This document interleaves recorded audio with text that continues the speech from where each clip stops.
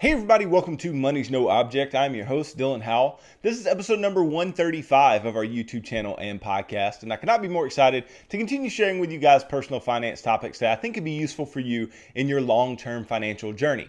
Today, we are going to talk about something that I don't think many of us are good at, and I think that we need to become better at. That's why I'm dedicating a whole episode to it. And that thing is saying the word no.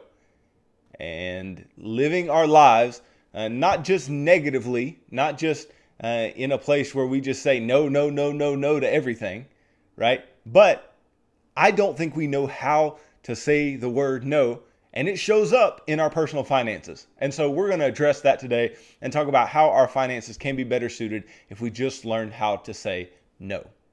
Before we get started though, if you could go down below, hit the big red subscribe button, like this video, leave me any feedback in the comments down below, and I'll be sure to get back to anything that you leave down there. If you're listening on Apple or Spotify podcasts, then make sure to subscribe and leave me a review on either one of those platforms. Follow me on social media at MNO with Dylan, and that's really good supplemental materials to all the things that I'm putting out in these long form YouTube and podcast episodes every single day. And then if you need somebody to help you in your financial life to create a plan and keep you accountable to that plan over the long term, I can help you do that. Just go to my website, www.mnowithdylan.com. Click on the Work with Dylan tab, and you can pick the financial coaching session type that would work best for you, and we can begin pushing towards your long-term financial goals together. So you guys, I don't know if you know this or not, but recently the lottery was up to something like $1 billion. Like it was just an obscene amount of money. And I think somebody actually won that $1 billion lottery payout. And obviously a lot of that's going to go to taxes, but they won this lottery payout. And this is one of the primary examples that we see in life of winning in the short term by just making a big windfall of money for some crazy reason, like you played the lottery. But most of our financial life is a long grind. Most of it is going to happen over the long term. The decisions that you make today are going to impact what you have to do tomorrow. The decisions that you make tomorrow are going to impact what happens 10 years from now. You are setting a precedent today for the future of your financial life, and then just of your life in general. Just the things that you do in life, the things that you do today are actually going to trickle down into the things that your life looks like, the themes of your life 5, 10, 15, 20 years from now. I mean, just think about the whole idea of us all going to university to try to get an education. Well, the whole point is you get the education now, you can get a good job and make good money later. At least that's your hope, right? That's what you want to do from that. And all you are doing, right, let's say by going to school instead of starting a job and just working and making money, right, is you are doing what I like to call, and a topic that I don't talk about a whole lot, but it is at the center of everything that I talk about on this show, and that is delayed gratification. And it's not difficult to understand what delayed gratification means. Delayed gratification is nothing more than putting off things today in order to be gratified tomorrow, or in order to gain something later on, to gain something over the long term. So you're putting off things today in order to gain something over the long term. But there's a problem with this. There's a problem with delayed gratification. And the problem is that a lot of people don't really want to do it. A lot of people really don't want to pay some price today in order to get something tomorrow. They want to just have something. They want to just have whatever it is, and they want to have it today. And our social media culture does not make it any easier to teach this idea of delayed gratification, because we are a right now culture. I mean, you have to think, we have Amazon at our doorstep every single day. We've got Uber Eats coming to give us food, or Postmates or whatever, bringing us food all of the time, right? And we don't even have to get up to get food. We have people that will go get our groceries for us, and we just go pick them up. Or even there's grocery delivery, right? Everything is right now. Everything is, we can click a button and we'll immediately get it. And the truth of the matter is that type of mindset is dangerous to us in our finances. That type of mindset is dangerous to us in being able to live good, long, fulfilled, healthy financial lives. And the reason that is because all of the things that we do where we get short-term gratification, or we get immediate gratification even, Those things are us saying yes to something. Yes, I want Amazon to bring me this package, right? Yes, I, would rather eat out because it's more convenient for somebody to bring something to me than for me to cook. Yes, I want to, sign up for that car loan because it's easier to, sign up for this loan than to save up the money to actually buy the car in cash. Yes, yes, yes, yes, right? But our problem is, if we say yes so much, is that we need to learn to say no. We need to learn to look at things in our life. And I'm not saying necessarily just say no to other people. More than anything, we need to learn to say no to ourselves. We need to learn to say no to ourselves to keep us from giving into our impulses all the time. Because a lot of times our impulses are our short-term thinking. We want some type of gratification. We want some type of immediate feedback, some positive feeling, some dopamine hit in our brain to where we are going to feel good in the short term. But that feeling good in the short term, if you'll notice, typically turns into feeling pretty cruddy in the long term. So let's just use the Amazon example, right? If you're somebody who likes to go on Amazon binges and you have lists a mile long and you go through and you're just like add to cart, add to cart, add to cart, add to cart, add to cart, checkout, right? And a lot of people do that, right?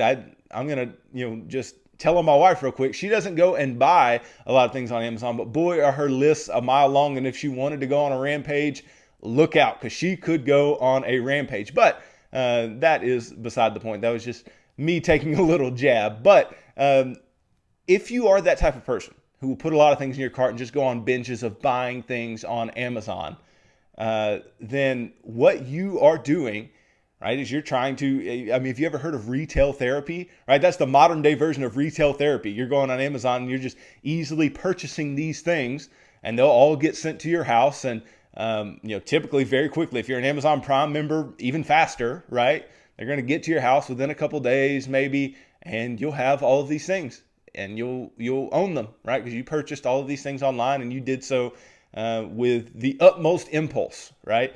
Because it made you feel good. It felt good to put things in that shopping cart. It felt good to click checkout. But what's not going to feel good is that credit card bill, right? What's not going to feel good is when you do this 3, 4, 5, 6 times over the course of a month or two, and your budget is hundreds of dollars off, and you don't know where you're going to get that money from, or you don't know how you're going to make ends meet or pay bills because you spent so much money on Amazon. Because you were in the habit of just saying yes, yes, yes, yes. Add to cart, add to cart, add to cart was a yes, right? We have to learn to say no. And we have to learn to say no in all different parts of our financial lives, not just buying stuff on Amazon. There's nothing wrong with buying stuff on Amazon. I like Amazon. I use Amazon. It's, a great service. I cannot deny their ability to do things better than everybody else as far as, purchasing just about anything that you need and bringing it to you. But the problem is that if you were to sit around and just say yes to it all the time and just continuously buy things, then there is going to be a price to pay. And in all of this, in every part of life, if you really, really think about it, you either pay a price today, right? Or you can pay a price later. And most people want to pay a price later. They're like, why would I want to pay a price today? The problem is that if you don't pay a price today and you end up paying a price later, well, that price you pay later is going to be compounded. It's going to be worse than the price you would have had to pay today, right? Just saying no to Amazon, right? This is a more shorter term example, but just saying no to Amazon a few times would allow you to be able to pay your bills and hopefully have a surplus of money in your bank account at the end of a month and be able to, live and be gratified by whatever that can do for you, right? You paid a price and you're able to receive something on the back end. Well, if you just do buy all those things on Amazon, then you have to pay the price later. Well, that price is much, much worse, right? That price is worse than, because you could have just said no, but that price is now you've got credit card bills. Now you're paying interest on a credit card, or now you're having to borrow money from somebody just to pay your bills, or those prices are much, much worse than the prices you could have paid in the short term, the prices you could have paid today in order to have things better off later on.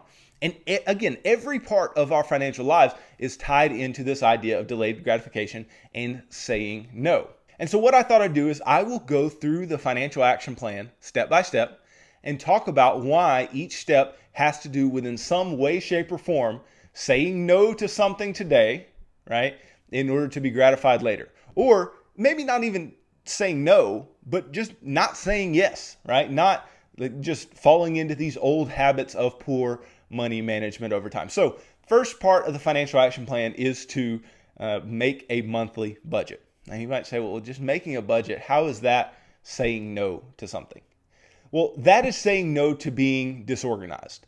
That is saying no to not having a plan. That is saying no to, I know how my money works. I can deal with it. I don't need a budget. That's saying no to everything you've done in your life financially up to this point when you weren't budgeting, right? It is saying no. It is saying, nope, I'm not going to go about this haphazardly. I am going to have a plan. I am going to have a plan to spend my money, to save my money, to give my money, to invest, all these different types of things that I'm going to do within this budget. I'm not going to just go about things all willy-nilly from here on out. I am going to actually decide to take the reins of my financial life. And that is the biggest thing of saying no, of delayed gratification, is that you are deciding that you are responsible for what is going to occur later. You are responsible for the outcomes of your life. You are responsible for making the decisions that are going to be best for you over time. And in making those decisions, right, some of the best decisions come when you say no to things. And again, like I said, the whole financial action plan is going to come from you saying no to certain things. So we move to the second part of the financial action plan, right? And that second part is save up 1 month of expenses in an emergency fund, in a starter small emergency fund. Well, what is this saying no to? Well, in order to save any money, you have to say no to spending that money, right? In order to save any money, you have to say no to that money leaving your house, okay? Or leaving your bank account or your wallet or whatever it may be. That means you're likely saying no to things like the frivolous spending, right? You're saying no to, random trips to the grocery store to buy, whatever, right? Because, and this is something that flabbergasts me. People who go to the grocery store multiple times a week. Go to the grocery store once, get everything you need, go home, and don't go back, right? Because you'll end up spending so much the more times you go. But those random trips to the grocery store in order to, spend and spend and spend and buy all of these things that you want, because most people do overspend on food. Eating out, right? Eating out time and time again, that money leaving your house, that is going to keep you from saving any money. It's going to keep you from beginning this process of saving money.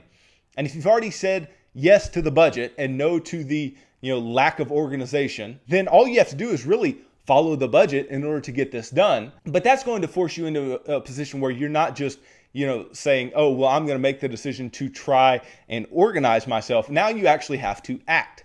You actually have to do something.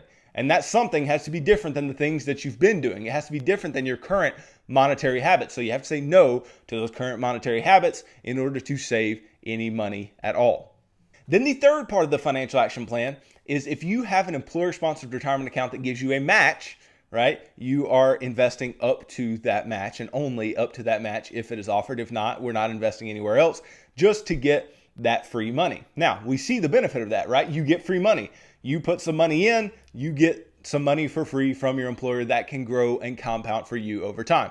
But how is this saying no? Well, in order to determine that you want to start investing, right? And you want to start saving for your future, what are you saying no to? You're saying no to a YOLO lifestyle. Okay, you're saying no to you only live once, so I'm gonna do everything today. Why would I save for the future? I'll figure that out later on. You're saying no to that mindset, right? You're saying no to the idea that I can start later. You're saying no to the idea that, me saving this couple $100s this month is going to make a big difference. Yes, it is going to make a big difference over a long period of time, right? Yes, it is going to be a huge part of your future finances, whether you believe it or not. But you're saying no to all of the things that the world tells you that are negative about starting, right? About saving money, about putting money away for your future.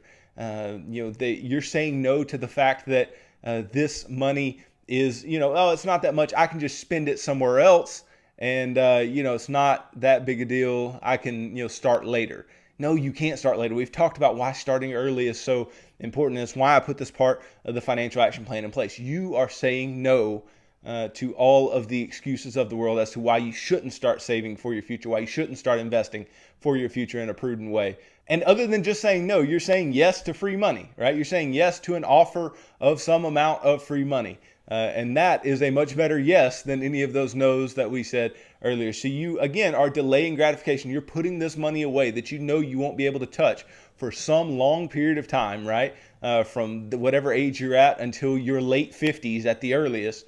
Then you're going to put that money away and just let it grow and let it be and not do anything to it. And that is the whole idea of delayed gratification. I'm paying a price today. I'm putting money away today so I can benefit later, because if I don't put that money away today, then I will not benefit later.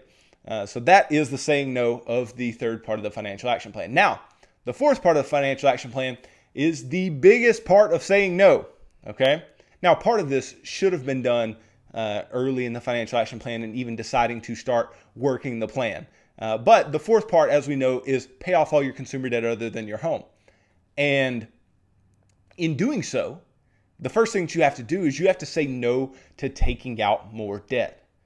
And that's the part that I said should be happening no matter where you're at in the financial action plan. But you first of all have to say no to more debt. You have to say no. I'm not going to go buy a car that I can't afford on payments, because that car is going to go down in value like a rock. I'm not going to do that. I'm not going to decide to put this car on payments and just make these minimum payments over time, right? I'm not just going to be contented with my cash flow leaving my home, right? I'm not going to be contented with having to pay all of these bills on these things that aren't even necessary to my life, right? I'm no longer going to be happy with that. Okay, you have to say no. You have to say no to, hey, I am not going to use this credit card anymore. I'm not going to put myself in a position to where this credit card is going to ruin my life. No, I'm not going to go to the payday lender anymore. No, I am not going to take out student loans to go to school. Even though you feel like that's the only way you can go to school, it is not. It's the only way you can go to school the way you want to go to school. And it's the only way you can go to school right now. Because think about what student loans are. Student loans are the epitome of not saying no.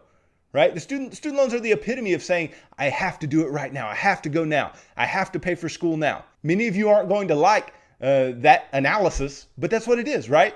Anytime you're taking out debt to do something, why are you taking out the debt? Because you can't pay for it right now, right? But what do you end up doing? You end up paying a price later on for receiving something today, right? Let's say I could go purchase a car for $20,000, okay? A decent little car, could pay $20,000 for it. All right.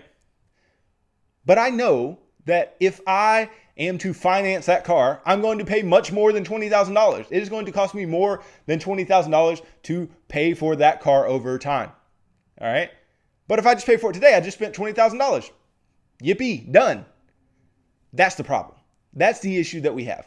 The issue that we have is that if you are taking on debt, if you are actively going deeper into debt, then you are saying, hey, I want something today so bad and I can't wait, that I'm going to put it on payments, right?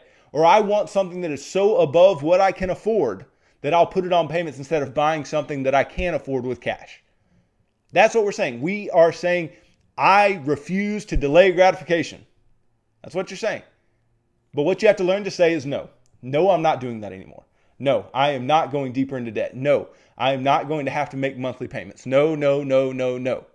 That's what we want to get to. That's where we want to get to as far as our debt situation. And then obviously, in paying off your debt, you're saying, no, I'm not going to allocate my money in different places. I'm not going to, go do a bunch of frivolous, fun things while I'm paying off debt. No, I'm not going to, be, spending my money on all these different types of things. And no, I'm not going to be keeping, this, $50,000 car in the driveway that's on payments that I can't seem to pay anyway. I'm going to sell it and I'm going to get deeper into my paying off debt that much quicker. Those are the type of decisions that you have to make, and it all stems from saying no. It all stems from saying no to the conventional wisdom of debt being normalized in our society and saying yes to working on a cash basis, getting out of debt, and freeing up your cash flow. Then the fifth part of the financial action plan where you are saving 4 to 6 months of expenses into your emergency fund, adding up to what you were doing earlier. That is saying no in the same way that you were previously, to where you're saying, well, I could be doing all this stuff with my freed up cash flow now that I've paid off my debt. But no, I'm going to save up this money, put it away, and leave it there. And something you're also saying no to here is the temptation to invest that money. And I know that is a temptation for sure, but we want that money to be around. That money, if you guys have forgotten, is insurance against tragedy. And so in having that money around, we need to make sure that it is safe. We need to make sure that it is not going away. And so we put it in a money market or a savings account and set it aside. And so that's saying no in a similar way to the way we said no when we first started to build our emergency fund. We're not going to spend money on a bunch of frivolous things. We're going to put this money away for our future, because we know that we are either eventually going to need it or we'll be in a position where we don't have money and wish we had it. And so you set that money aside. You're perfectly good from there. Then steps 6 and 7 of the financial action plan. 6 is putting away at least 15% of your income for your future, saving into your employer-sponsored retirement accounts, your IRAs, your kids' college funds, all of these different, your HSAs, all of these different places where you can invest money. We're putting away at least 15% of our money. Somewhere 15 to 20% is typically a good range to be starting at there. And we are simultaneously in step 7, paying extra on our home to get our home paid off. Now, what are we doing there? What are we saying no to there? Well, in deciding to invest, then we are saying no to lifestyle creep, right?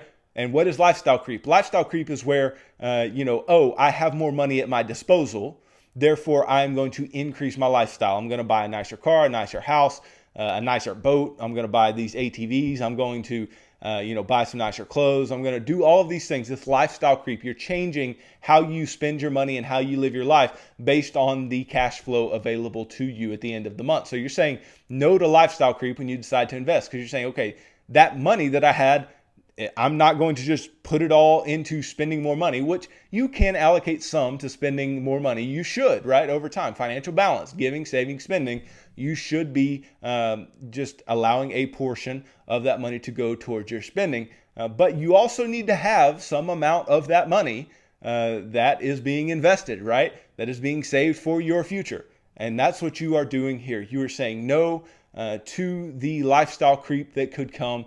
And you're saying yes to putting money away today so that you have money to retire on later, or to do things with later on in your life, and to live the dreams that you've always wanted to live. That's what you're saying yes to here. Yes in your investing is saying yes to your future dreams, right? But you have to say no to something today in order to say yes later. And that no here is lifestyle creep. That no is spending exorbitant amounts of money now that you have some freed up cash flow. That no is going back into debt for anything at all.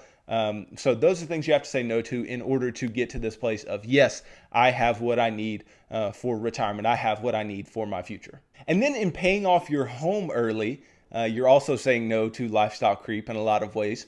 But you're also saying no to accountants, right?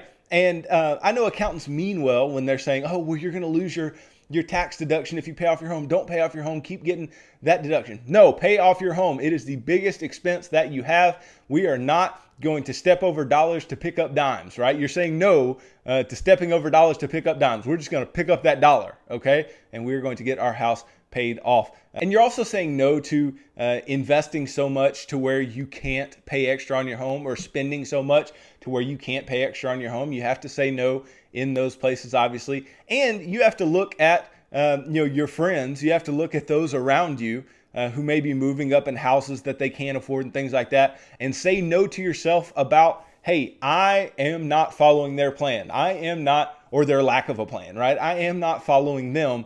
I'm following this plan. I am saying no to the peer pressure. I'm saying no to what I think I want to do. And I'm saying yes to the thing that is best for me over the long term. And then you get to a point in the 8th part of the financial action plan where you can max everything out as far as your investing goes.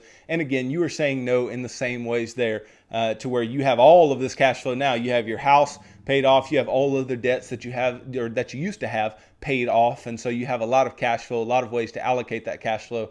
And you're saying, well, I'm going to max everything out. I am not going to allow exorbitant amounts of lifestyle creep to come in. Now, when I'm talking about lifestyle creep, I'm not saying that you can't buy some nicer things when you have the money to buy the nicer things. Not what I'm saying. I'm not saying that you shouldn't do better for yourself as you make more income, as you have more cash flow available, but you should not do so to the point where you can't do the things that you need to do in your financial plan. And so I'm fine with spending more money, but I'm saying you have to say no to a portion of that in order to continue following the plan that you are trying to follow and trying to run the race here financially that you are trying to run.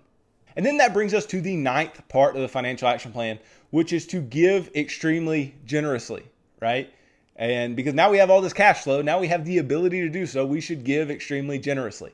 And this goes with the 8th part of the financial action plan. You should be doing these simultaneously. We've talked about this before. You should be maxing everything out and giving extremely generously at the same time. But when you are giving extremely generously, what are you saying no to? You are saying no to selfishness, okay?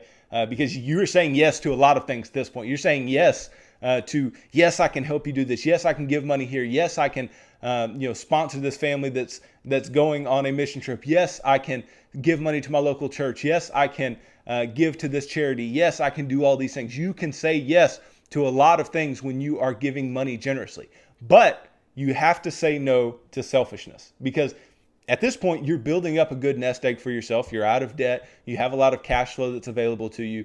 You have to say no to selfishness. You have to say no to just making it all about yourself, making it all about you and it's your money. You have to say no to thinking that it's your money, because we know that it's God's money that we are just managers of. And so you have to say no to that mindset and say yes to being content, saying yes to being generous, and yes to all of these great causes that you could give your money to and make a difference in the lives of others. So look, I don't care who you are. I don't care what you do. I don't care where you are in life. In order to get anywhere, in order to get to a place that you want to get to, you are going to have to say no. In order to get anywhere worth getting, you are going to have to say no. And if you want to continue moving backwards, then just start saying yes to everything, right? There are things that you need to say yes to, right? You can turn most questions, around and make you say yes to them. But it's all about delayed gratification. It's all about delaying something today, putting off today in order to gain something tomorrow, because you're not going to be able to get everything that you want to have today. Just basically, you are not going to be able to do that, right? And if you do try to go get everything that you want today, then tomorrow is going to be painful. Tomorrow you're going to be in debt. Tomorrow you're not going to have money. Tomorrow is going to be painful. We have to be realistic. We have to understand what is happening in our personal financial lives. Say no to the things that are taking our cash flow away. No to the things that are punishing us. No to the things that are most painful. And we have to say yes to those things that are bringing us the most contentment, the most joy, and the most long-term financial freedom, long-term financial independence, and long-term financial security. So those are the things we say yes to, but you have to learn to say no. It is plaguing our society that we fail to say no. You have to start saying no. You will be best served by doing so. Thanks for watching this video. If you could go down below, hit the big red subscribe button, like this video, leave any feedback in the comments down below, and I will be sure to get back to anything that you leave down there. If you're listening on Apple or Spotify podcasts, then be sure to subscribe and leave me a review on either one of those platforms. Follow me on social media at MNO with Dylan, and that's good supplemental materials to all the things I'm putting out in these long form episodes every single day on YouTube and the podcast. And then if you need somebody to help you walk through your financial life, create a plan that would work for you and keep you accountable to that plan over the long term, I can help you do that. Just go to my website, www.mnowithdylan.com. Click on the Work with Dylan tab, and you can choose the financial coaching session type that would work best for you, and we can begin pushing towards your long-term financial goals together.